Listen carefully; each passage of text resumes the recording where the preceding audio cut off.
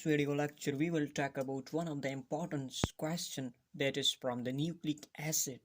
That nucleic acid that we have already discussed, that nucleic acid is one of the important biomolecule and is called as informational biomolecule.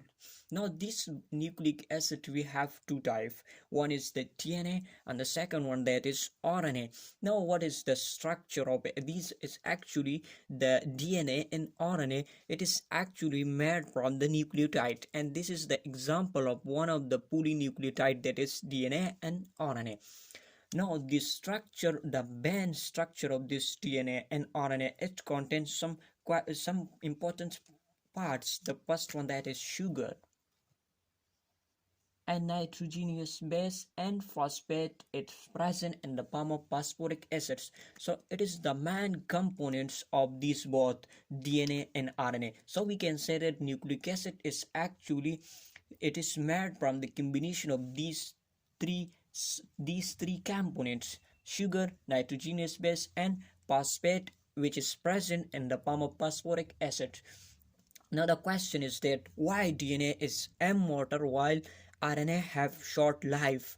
If we look to the RNA, so after the formation it will degrade it, while the DNA is present, it cannot be degraded. So what is the reason behind this, that DNA is immortal while the RNA is degraded? So the main reason that we will discuss here. Now if we look to the structure of DNA, so this DNA, the main backbone, it is formed by the sugar, and that sugar, it is actually a ribose. So what is ribose? Ribose is actually a pentose, a 5-carbon sugar. So you can see here, this is the ribose, and this ribose contain 5 carbon. As we look here, the first, second, third, fourth, and 5 corner rings, and 5, 1, 2, 3, 4, 5. So it is a 5 corner ring. So this is ribose. Now this ribose is here, then other component is attached. Now this is the ribose which is present in the RNA. So here it is also a 5 members ring. Now here we look to the structure where the nitrogenous base and phosphate is attached. Now here the carbon number 1, it is actually occupied by the nitrogenous bases. And nitrogenous bases, these are the compound contain nitrogen. So we have this base that we have, that is adenine, guanine, cytosine, and thymine. So these are the nitrogenous bases which is present always at the carbon number 1. You have to remember that the nitrogenous base, it is attached to the ribose sugar at carbon number first. Now the second carbon. Now one of the important point, one of the difference between the DNA and RNA, that's the carbon number 2. Main difference is the present at the carbon number seconds. So we look to this second number carbon. So it contain only H, hydrogen, while the RNA, it contain hydroxyl group. So it is one of the difference that is present at the carbon number second. So here we called it this ribose that is present, and the DNA we called it as deoxyribose.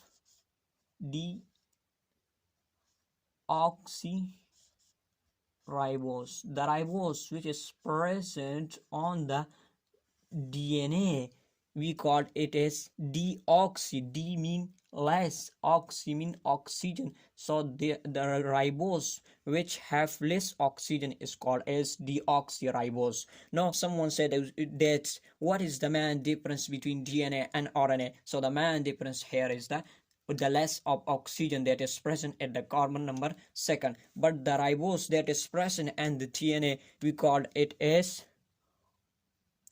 simply ribose.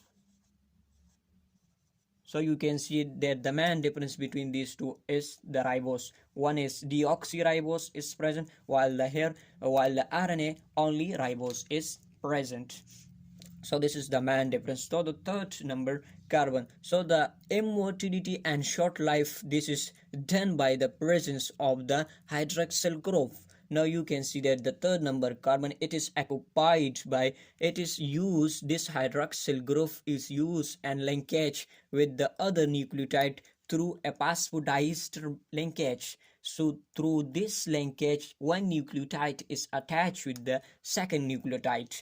So the fourth carbon, it is occupied by the phosphate group, which is present in the form of the phosphoric acids.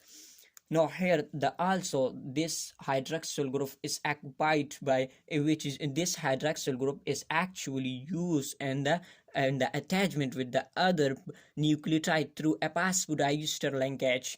So here the fourth number carbon, it is also occupied by the phosphoric acids.